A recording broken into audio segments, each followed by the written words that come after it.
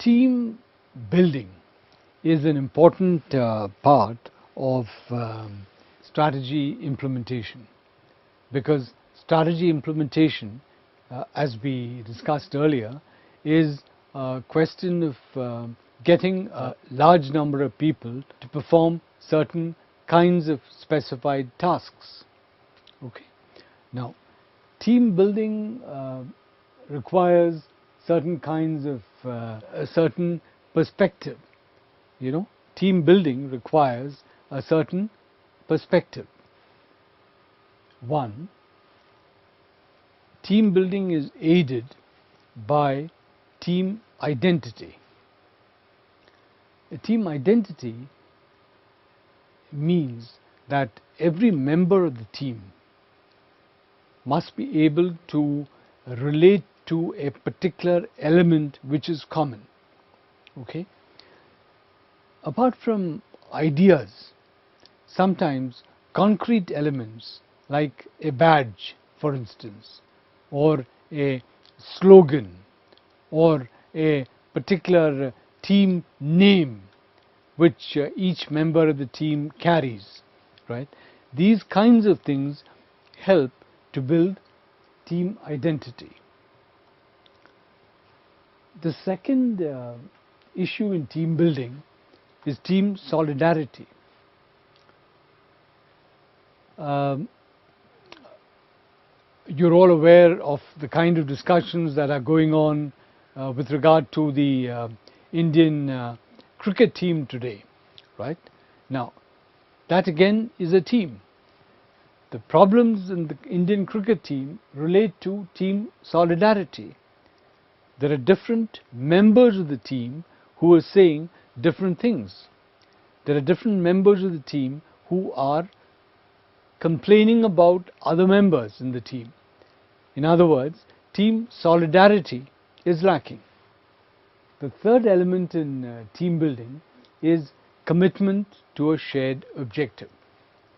Every effective team must ensure that all members of the team share this absolute commitment to the objective, right? There may be disagreements on the means of reaching that objective, but if there is a disagreement on the objective itself, then the team cannot be effective. We've so far looked at various issues. Now, when you look at team dynamics, right? Now, one important point to consider is group norms. There must be common patterns of behavior, right, which are prescribed when the group is formed. And there must be rewards and penalties for violation of these norms.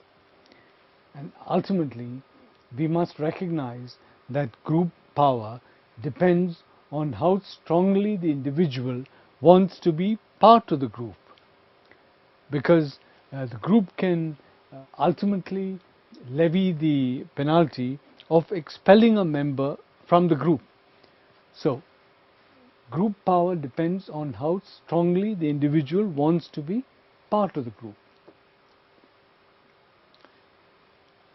We've so far talked about how to get a group to perform well, what are the issues in group functioning, and so on. Let's close by looking at some of the negatives in group decision making, right? Now, one issue which all of you would have observed in your own professional lives is that decision taking takes much longer when you have a group involved. The larger the size of the group, the longer the decision takes. So, if there is some way in which this can be tackled, right, it would certainly make group decision making more effective. The second issue which needs to be looked at is the issue of risk. See, what happens is that when an individual is taking a decision, he tends to take a decision of low risk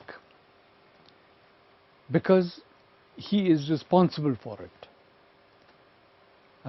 For instance, if the company is deciding whether to introduce a new product into a particular market segment, and that decision is ultimately to be decided by one person, okay?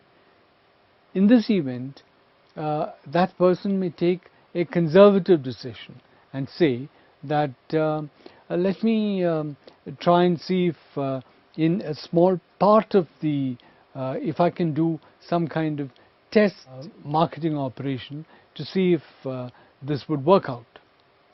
On the other hand, if it's a group of people who are taking this decision, a group decision naturally means less individual responsibility because it is group responsibility, and because of that the group may decide to take a decision that yes, let's go ahead with introducing this product into that particular market segment.